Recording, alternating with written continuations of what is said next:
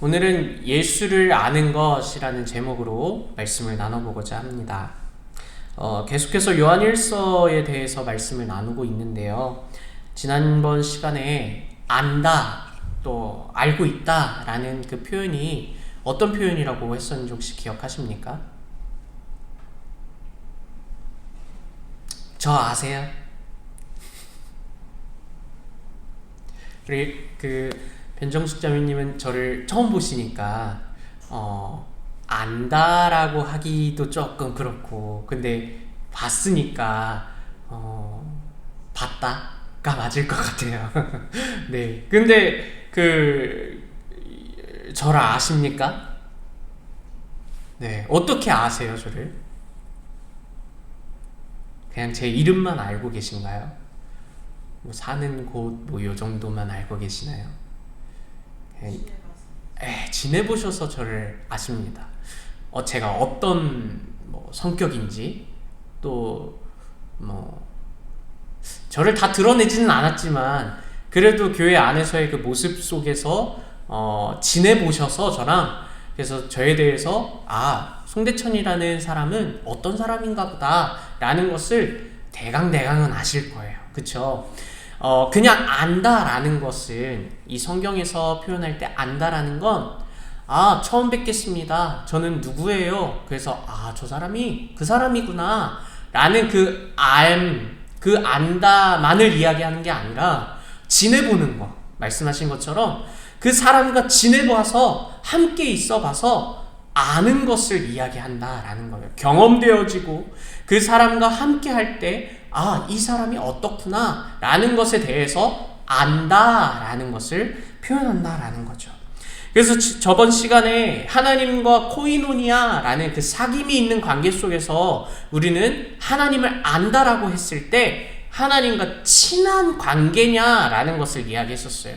하나님과 사귀고 있냐? 하나님과 멀어져 있는 관계는 아닌가요? 하나님을 안다라고 했지만 하나님과 친하십니까? 라고 질문도 해보면서 그렇게 하나님을 아는 관계, 하나님과 사귐이 있는 관계에 코이노니아라는 표현을 사용했었습니다.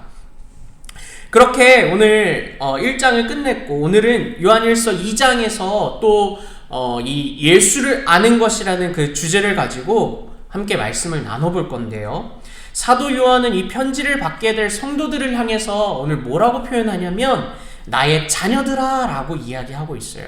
그런데 그 쉬운 성경으로 또 이 1절을 보게 되면 나의 사랑하는 자녀들아 라고도 이야기하고 있어요. 뭔가 비슷한 말이기는 해요. 나의 자녀들아 이야기하고 있지만 뭔가 나의 사랑하는 자녀들아 라고 이 사랑까지 붙는다 라는 건 뭔가 좀 관계가 어떤 관계인 것 같아요? 그냥 나의 자녀들아, 나의 사랑하는 자녀들아 라고 하는 건 뭔가 좀 더 이 사람들과의 관계가 더 깊은 관계다 라는 것을 이야기하는 것 같습니다. 그래서 정말 이 사랑하는 자녀들에게 오늘 어떤 이야기를 하고 있는 건지 좀 보자면 1절에 보게 되면 내가 이것을 너희에게 쓰면 너희로 죄를 범하지 않게 하려 한다 라는 그 목적에 대해서 설명하고 있는 거예요. 내가 사랑하는 자녀들아, 사랑하는 성도들아, 내가 너희에게 이 편지를 쓰는 이유는 바로 너희가 죄를 범하지 않기 위해서 내가 이 편지를 쓰고 있어 라고 이야기하는 거예요. 자, 또한 계속해서 이야기하자면 만일 누가 죄를 범하여도 아버지 앞에서 우리에게 대언자가 있으니 곧 의로우신 예수 그리스도시라 라고 표현하면서 예수님께서 우리의 무엇이다 라는 것을 이야기하냐면 2절에 나오나요? 아니요, 1절에 나오나요? 바로 예수 그리스도께서 우리의 화목제물이다 라고 표현하고 있어요. 네, 2절이네요. 자, 우리 2절에 보면은 그는 우리 죄를 위한 화목제물이니 라고 표현하고 있습니다. 화목제물은 어떤 제물인 것 같으세요? 그냥 제물도 아니고 화목제물. 네. 화목하니까 왜 웃으세요? 화목하니까 따뜻해지는 거 그런 걸 생각하실까요? 따뜻해지는 재물일까요? 관계를 개선하는. 오, 맞습니다. 네, 그럼 누구와의 관계를 개선하는 거예요? 맞습니다. 예수 그리스도께서는 우리 화목제물이시다라고 이야기하는 건 하나님과의 그 깨져버린 그 관계를 다시금 회복시키는 제물이다라는 것을 이야기하는 거였어요. 하나님과의 그 관계가 저번에 이야기한 그 하나님과 친해지는 사귐이 있는 코이노니아의 관계를 이루어가기 위해서 바로 우리의 화목제물이신 예수님을 통해서 우리는 하나님과 친해질 수 있게 되었다라는 걸 다시금 사도 요한이 가르쳐주고 있는 거예요. 그래서 어떠한 죄가 있으면 우리는 하나님께 못 가는 것 같아요. 그래서 이 죄를 어떻게 해서든지 해결해야 하는데 이것을 해결하신 분이 바로 우리의 화목제물이신 예수님이시기 때문에 그 예수님을 통하여서 어떤 죄가 있어도 회개하고 또 용서받고 다시금 하나님께로 나아갈 수 있으니 걱정하지 마라고 오늘 이야기하고 있는 거예요. 자, 그래서 오늘 이 화목제물을 통해서 예수님으로 나아가고 하나님께로 나아갈 때 오늘 그러면 이 예수를 아는 것이 과연 어떤 의미가 있냐라는 것을 또 살펴보면 좋을 것 같아요. 계명과 예수님의 말씀과 예수님을 아는 것을 연관지어서 오늘 말씀은 이야기하고 있는데 바로 3절 말씀을 보게 되면은 우리가 그의 계명을 지키면 이로써 우리가 그를 아는 줄로 알 것이요 라고 말씀하고 있습니다. 예수를 아는 것이 무엇입니까? 예수를 아는 것은 저 예수님 알아요. 아까 그 안다라고 했을 때 그 알미 여기서도 동일해야 된다라는 거예요. 예수를 안다라고 했을 때 저 예수님 알아요. 한 2000년 전에 계셔서 살아계셨던 분 아니에요? 또 뭐 십자가에 달려 돌아가셨던 분, 나의 죄를 용서해 주시기 위해서 죽으시고 부활하셨던 분, 그분이 예수님 맞잖아요. 저 알아요.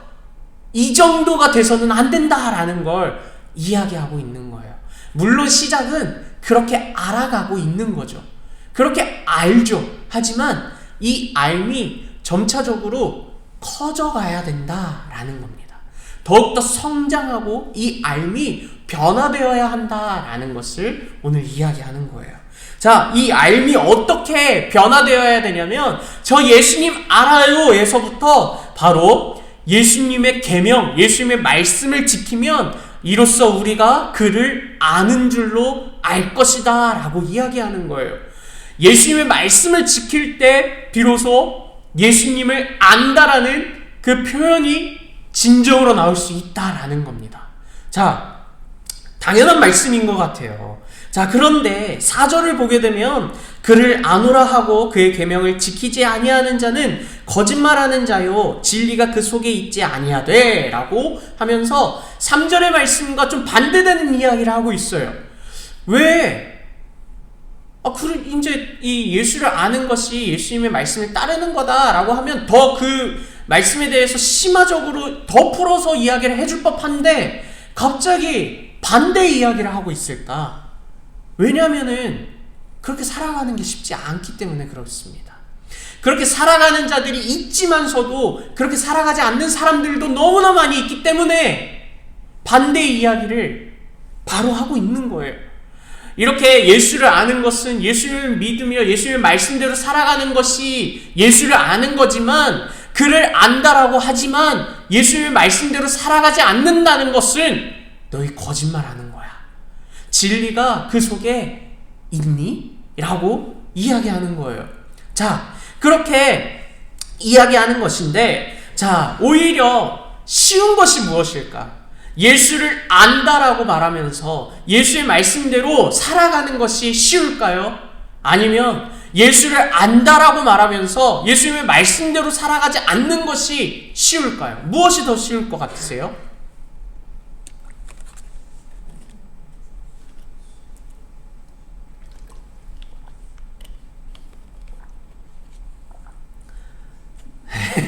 왜 계속 웃고만 계세요? 네, 저는 예수님 말씀대로 안 살아가는 게 제일 쉽다라고 생각합니다. 예수님의 말씀대로 살아가는 게 전 쉽다고 생각하지 않아요. 정말 어려운 것 중에 하나가 예수님의 말씀대로 살아가는 거다라고 하는 것 같아요. 근데 오히려 예수님의 말씀대로 살아가는 게 왜 어려워? 라고 하는 분들이 종종 계세요. 그런 분들을 참 대단하구나 라는 생각이 좀 들어요. 저는 아직 거기까지는 못 가겠어요. 예수님을 말씀대로 순종하고 실천하며 살아가는 게 너무나도 어렵습니다. 학교에 이제 요즘에 가서 여러 사람들을 만나요. 근데 어떤 분이 30년이라는 시간을 예수님을 떠났다가 최근에 다시 이제 교회 다니고 하나님을 다시 알아가는 그 과정 중에 있다라고 이야기를 하시더라고요. 근데 그분이 제일 많이 말씀하시는 게 뭐냐면 하나님 믿는 그 믿음대로 살아가는 게 제일 어려워요 라고 이야기하시는 거예요. 목사님은 제 삶을 살아보지 않아서 그렇게 말씀대로 살아가세요 라고 쉽게 이야기하시는 건데 저는 너무나도 어려워요.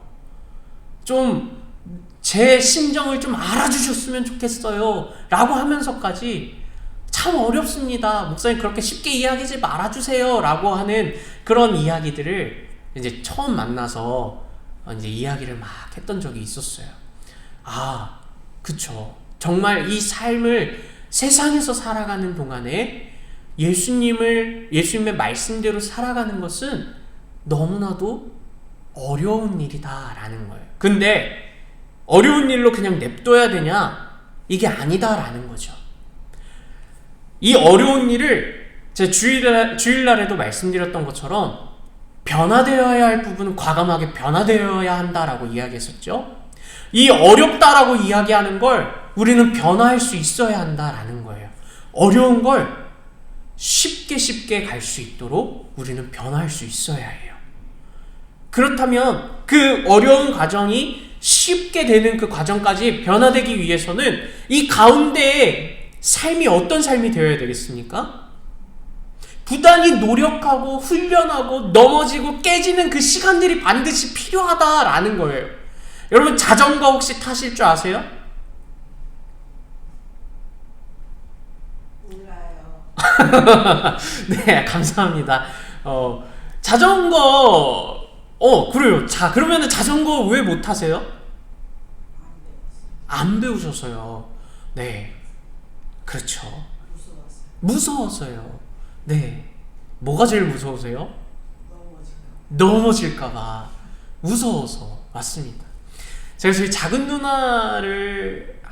누나가 한 성인이 돼서인가? 그때 제가 자전거를 가르쳐 줬어요. 근데 제일 많이 말하는 게 무서워! 라는 말이었어요. 왠 줄 아세요? 넘어질까봐. 그래서 제가 최선을 다해서 한 번도 넘어뜨리지 않고 자전거를 가르쳐 줬어요. 대단하죠? 네, 정말 힘들었어요. 근데 이게 웃긴 얘기인데 그렇게 자전거를 한 번도 넘어뜨리지 않고 가르쳐 줬더니 이제 자전거를 타는 거예요. 그래서 신나가지고 저랑 누나랑 자전거 이렇게 저는 옛날 자전거고 누나는 앞에 바구니 달리고 뒤에 조금 짐 실을 수 있는 뭐 이렇게 조그만한 자전거를 하나 사가지고 그렇게 둘이 그 근처 이마트를 간 거예요. 근데 생각해보니까 누나가 그 자전거만 탈 수 있는 거예요. 제 자전거는 못 타는 거예요. 그래가지고 어떤 객기를 부려서 그 자전거 타고 둘이 이마트까지 가서 짐을 다 사서 뒤에 실었는데 누나 자전거에만 실을 수밖에 없는 거예요. 근데 누나는 이 짐을 싣고 갈 수가 없어요. 그래서 제가 그 자전거 싣고 타고 집까지 한번 가서 짐을 다 내려놓고 다시 또 이마트 가가지고 누나 자전거 주워가지고 다시 또 간 적이 있는데 자전거를 타기 위해서는 물론 저처럼 엄청 훌륭한 자전거 강사를 만나면 넘어지지 않을 수 있어요. 그렇지만 되게 자전거를 타면 100% 넘어질 수밖에 없는 거예요. 저는 자전거 정말 열심히 재밌게 타는데 한 번도 안 넘어졌을까요? 수없이 넘어졌어요. 막 너무 심하게 넘어져서 옷 다 찢어진 적도 있는데, 선물 받아가지고 처음 입은 옷 입고 자전거 타다가 넘어져서 옷이 다 찢어져 버려가지고 그 사드신 분한테 저 옷 입고 왔어요 라고 말도 못하고 그냥 버려버린 적도 있어요. 막 손이 다 찢어진 적도 있고요. 그렇게 넘어지면서 두려워서 나 이제 자전거 못 타겠어 라고 한다면 전 지금도 자전거를 못 타겠죠. 그쵸? 근데 그 두려움을 계속해서 극복하고 이겨가면서 자전거를 탈 수 있게 되었다라는 거예요. 우리가 예수님 말씀을 따르는 것이 어렵다라고 해서 야 이거 어려우니까 내버려둬야 되겠다, 야 난 못하겠다 라고 하면은 평생 그것은 어려울 수밖에 없는 거예요. 그런데 이 어려운 과정에서 우리가 점점 예수님 말씀대로 순종하고 쉬어졌다라고 표현할 수 있을 때까지 우리는 계속해서 훈련할 수 있어야 한다라는 걸 기억하셨으면 좋겠어요. 아 나는 못해, 나 이제 이거 어려운 거 어떻게 해 라고 그렇게 내버려 두지 않으셨으면 좋겠습니다. 그 말씀대로 한번 살아가 보는 거예요. 때로는 그게 안 되어도 상관없습니다. 그렇게 못 살 때도 괜찮습니다. 사랑하라고 이야기하는데, 이제 사랑에 대해서 이야기할 거지만, 사랑하라고 이야기하는데 한 번 사랑하고 두 번 미워했어요. 그러면 어떻게 보면 좀 실패한 걸 수도 있어 보이죠. 근데 괜찮아요. 왜 그러냐면 아까 2절에 뭐라고 이야기했습니까? 예수님이 우리에게 어떤 존재냐? 화목제물이다 라고 이야기했어요. 다시금 우리의 잘못과 우리의 죄를 하나님께 다시 나아가서 또 회개하고, 또 그 사람에게도 내가 한 번 사랑하고 두 번 미워했다면 그 미워한 거에 대해서 또 용서를 구하고 그렇게 다시금 나아가면 된다라는 거예요. 그 과정을 두려워해서는 안 된다라는 것을 말씀드리고 싶습니다. 이제 계속해서 사도 요한이 이야기하는 것은 그를 아노라 하고 그의 계명을 지키지 아니하는 자는 거짓말하는 자고 진리가 그 속에 있지 않는다 라고 이야기하고 있어요. 네, 나는 예수님을 안다 라고 이야기하는데 내 삶 속에서 예수님의 말씀대로 따르고 있지 않는다면 이 말씀의 근거에서 봤을 때 저는 거짓말쟁이다 라는 거예요.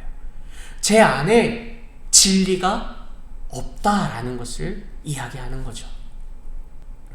진리가 그 속에 있지 않는다라는 것은 결국엔 무슨 의미냐? 예수님께서 요한복음에서도 말씀하신 것이 내가 곧 길이요 진리요 생명이다라고 하신 그 진리 되신 예수님이 오늘 내 삶 가운데 없다라는 것을 이야기하는 거예요. 그냥 송대천만 가득히 살아서 예수님을 알고 예수님을 믿는다라고 이야기하고는 있지만 그 모습은 송대천밖에 없다라는 것을 이야기하고 있다라는 거예요. 그래서 오늘 그 삶 가운데 진리이신 예수님이 있어야 한다라는 거예요. 여러분 가운데 예수님이 계십니까? 아니면 저처럼 말로는 예수님 믿고 예수님 안다라고 이야기하고 있지만 예수님이 없이, 진리가 없이 거짓말하면서 살아가고 계십니까?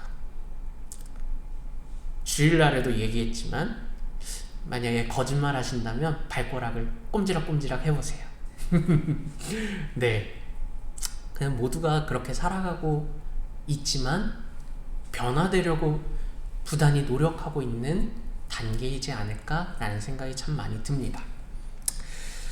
그렇다면 이제 우리는 만약에 진리가 없었다면 이제는 다시금 진리를 발견하고 예수님의 말씀대로 우리가 예수를 아는 것으로 살아가야 한다면 어떻게 살아가야 하는지 우리 6절 말씀을 우리 같이 한번 읽어보도록 하겠습니다. 시작!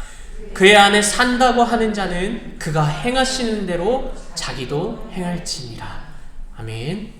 예수님이 내 안에 거하시고 진리이신 예수님께서 내 안에 거하시고 내가 예수님을 안다, 예수님을 믿는다 라고 한다는 것은 결국엔 예수님께서 행하신 대로 나도 행할 수 있어야 한다 라는 것을 오늘 말하고 있는 거예요. 예수님이 행하신 거, 예수님이 행하셨으니까 나는 못해 라는 게 아니라 예수님께서 행하셨기 때문에, 그 진리가 오늘 내 안에 있기 때문에 나도 그 예수님께서 행하신 대로 할 수 있다라는 그 믿음을 가져야 한다라는 것을 오늘 말씀하고 있는 거예요. 그것이 여러분에게 또 진실되게 믿음으로, 말씀으로 다가오시기를 바랍니다. 예수님께서 행하신 것이 예수님이 하셨기 때문에 나는 못한다가 아니라 예수님께서 행하셨기 때문에 오늘 나도 행할 수 있어야 한다라고 변할 수 있었으면 좋겠어요. 왜냐하면은 우리의 이 삶에서의 목표는요, 바로 작은 예수가 되어서 삶을 살아가는 것이기 때문에 그렇습니다. 여러분들 한 작은 예수가 되셔야 한다라는 거예요.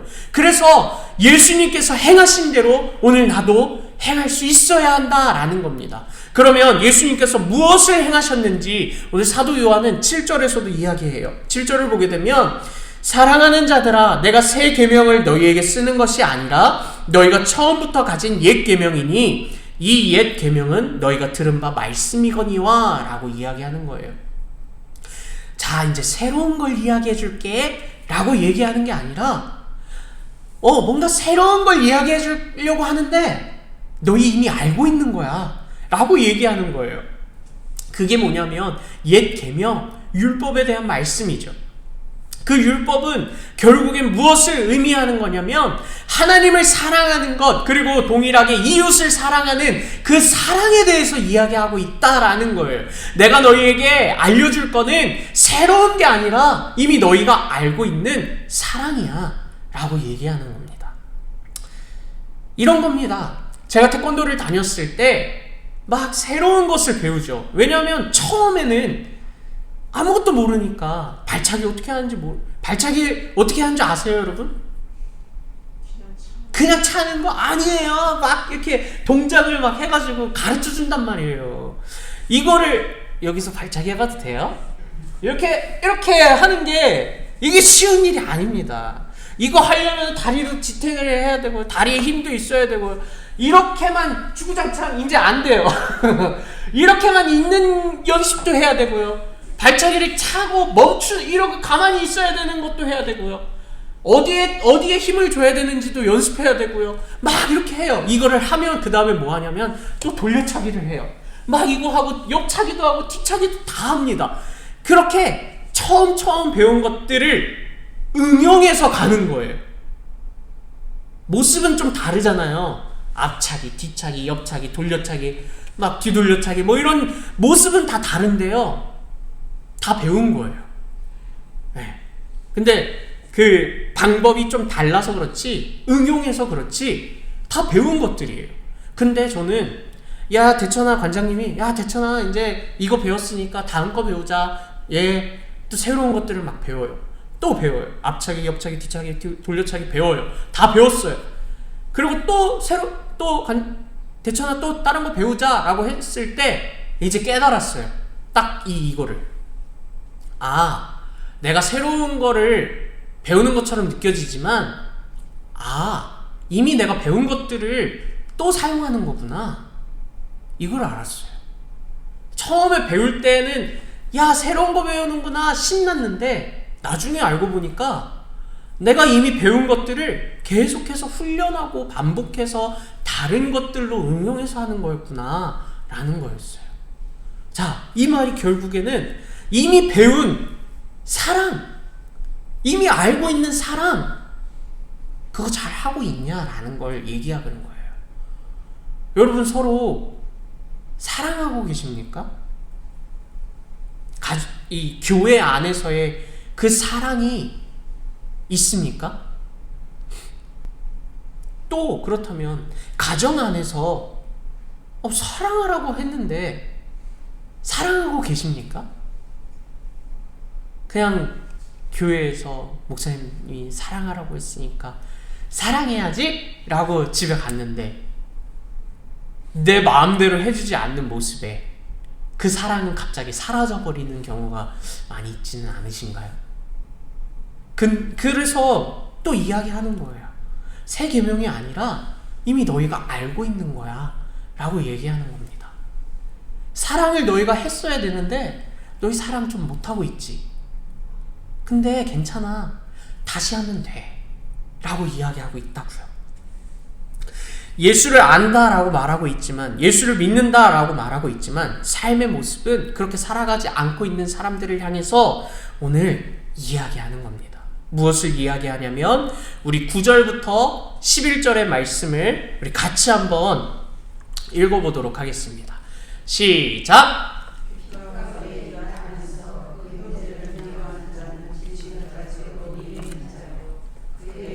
사랑하는 자는 거하여 자기 속에 거리낌이 없으나 그의 형제를 미워하는 자는 어둠에 있고 또 어둠에 행하며 갈 곳을 알지 못하나니 이는 그 어둠이 그의 눈을 멀게 하였습니다. 아멘. 말씀에 근거할 때 빛에 속한 모습은 무엇일까요? 네, 사랑하는 거예요. 여러분, 하나님의 예수의 화목 제물이신 예수님을 통해서 우리가 하나님과의 관계가 회복되었고, 그래서 우리가 어둠 속에 있었지만 더 이상 어둠에 있지 않고 빛으로 속한 자, 빛으로 나아가게 된 빛의 자녀가 되었는데, 그러면 우리의 모습의 반응은 무엇이 나가야 돼요? 빛의 자녀가 되었다면 우리는 뭘 행해야 할 수 있어야 돼요? 사랑, 빛을 행할 수 있어야 돼요. 그런데 빛의 자녀가 되었는데도 이야기하는 게 뭐예요? 빛 가운데 있다 하면서 그 형제를 미워하는 자는 지금까지 어둠에 있는 자요 라고 이야기하는 겁니다. 내가 예수님을 통해서 내가 하나님과의 관계가 회복되어서 내가 이제 빛으로 살게 되었어요. 하지만 여전히 그 어둠이 내 안에 조금씩 자리 잡고 있어서 이거를 완벽하게 설명해 주는 걸 제가 어제 들었어요. 뭐냐면, 여러분 밤 좋아하세요? 밤 먹는 밤이요. 어두운 밤 말고 먹는 밤. 정말 이 동그랗고 안에 맛있는 밤이 있을 것 같은 밤을 주우시죠. 그쵸?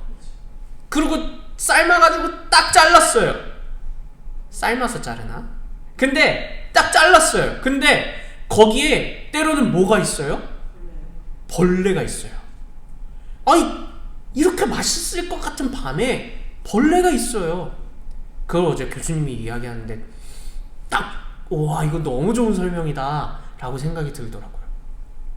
우리는 빛으로 살아가게 되었는데, 빛의 자녀인 줄 알았는데, 빛의 자녀인데 여전히 우리 마음 가운데, 우리 삶 가운데 벌레와 같은 어둠이 있다라는 것을 말하고 있는 거예요. 이 어둠, 이 벌레, 그 밤에 벌레가 있으면 여러분 어떻게 하실 거예요? 네, 버리지 않아요. 그냥 파내고 조금 그 부분만 좀 더 빼가지고 먹어요. 그렇지 않습니까? 아니면 너무 이거 벌레가 많다라고 하면은 그것을 버리고 새로운 밤을 또 잘라서 먹어요.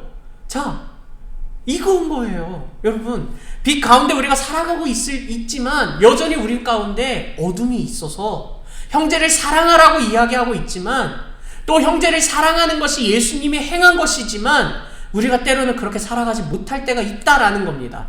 그럴 때 우리는 어떻게 해야 되냐? 이 형제를, 빛 가운데 있는 사람이 형제를 사랑하지 않는 것은 어둠에 있다고 한다고 말하고 있는데, 또 11절에 보면 이는 그 어둠이 그의 눈을 멀게 하였다라고 이야기하고 있다면, 그러면 우리가 해야 할 것은 무엇이에요?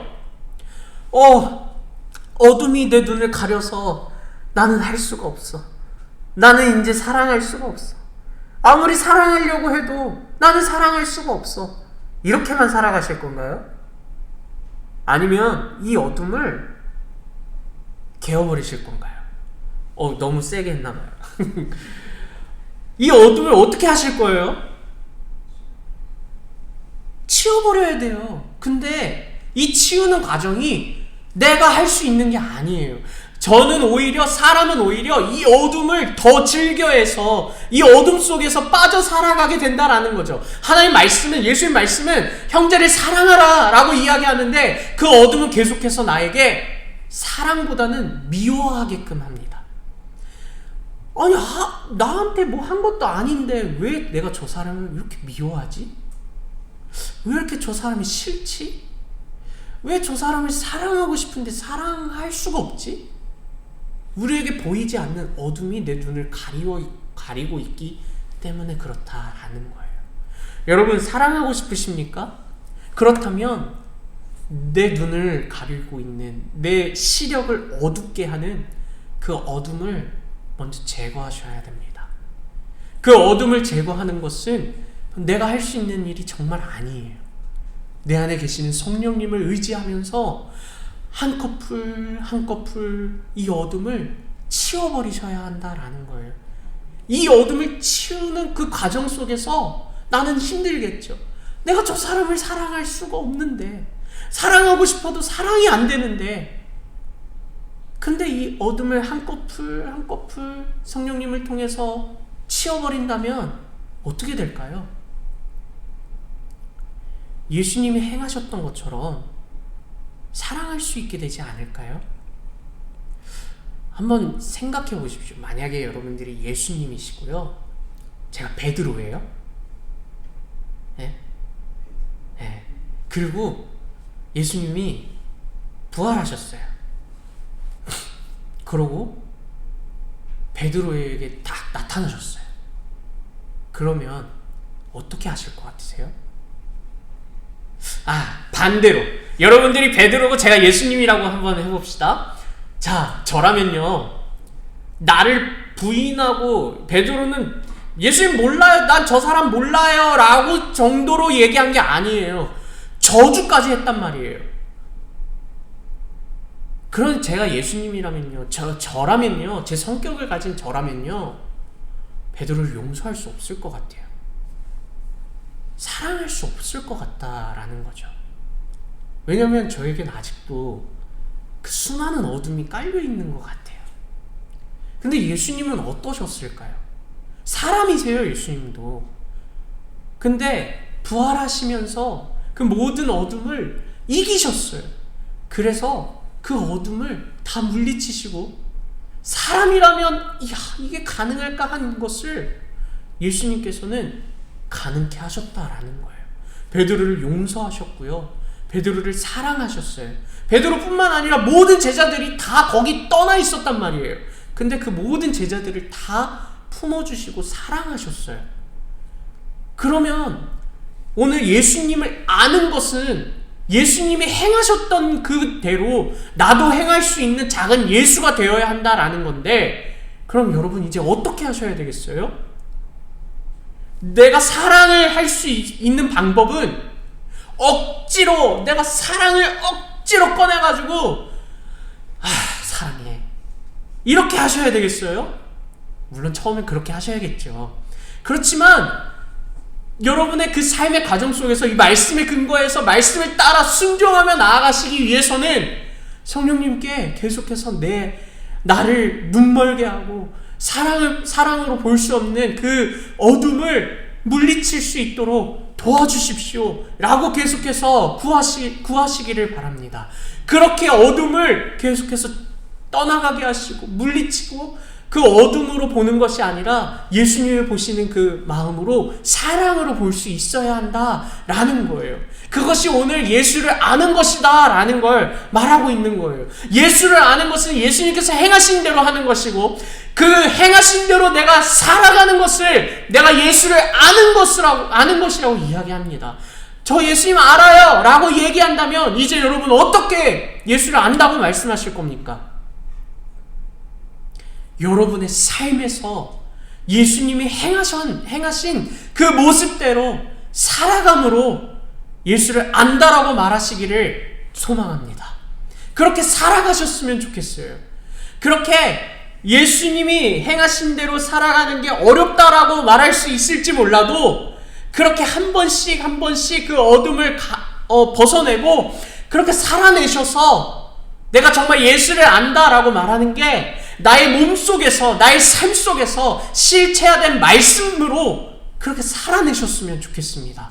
그래서 많은 사람들이 여러분의 모습을 볼 때, 삶을 볼 때, 이야, 진짜 예수님이 있구나.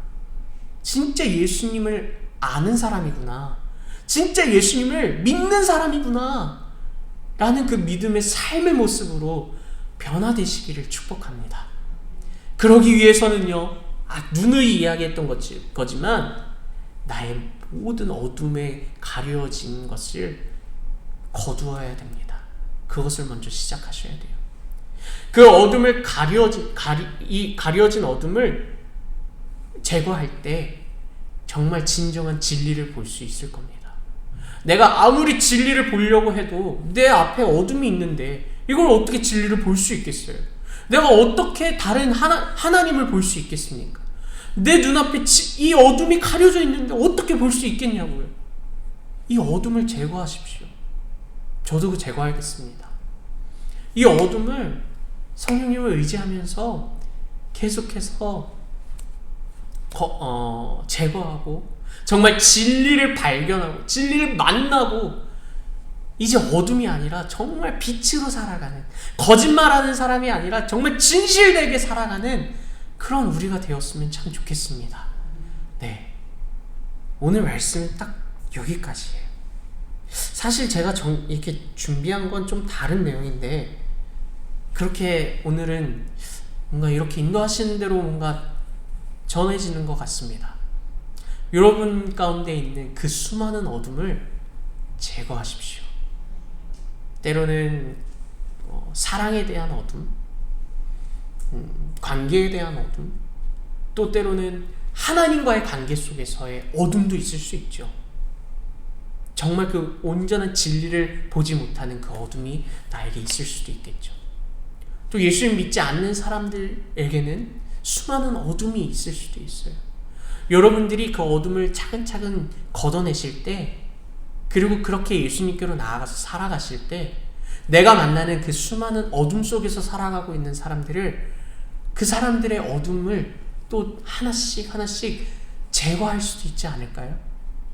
그냥 나만 어둠 속에서 빠져나와서 살아가는 게 아니라 또 수많은 사람들, 그 사람들을 사랑함으로 그 어둠을 함께 벗어나게 해주고 그렇게 나아갈 수 있지 않을까라는 생각이 참 많이 듭니다.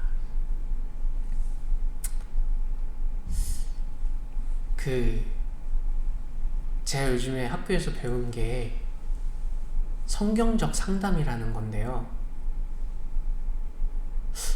저는 그렇게 생각했어요. 야, 이거 잘 배우면 나중에 목회할 때 너무나 좋겠다. 이 좋겠다에 뭐가 있는 줄 아세요? 조금이라도 내가 더 잘 될 수 있겠다 라는 생각이 참 많았었어요. 근데 교수님 모두가 다 뭐라고 이야기하셨냐면, 여러분 지금이라도 착각을 빨리 벗어버리길 바랍니다. 이거 돈 되는 거 아니에요. 이렇게 얘기하시더라고요. 그러면서 또 뜨끔했어요. 내가 왜 이거를 배우려고 했나? 뭔가 좀 나중에 내가 잘 되기 위해서 배우려고 했구나.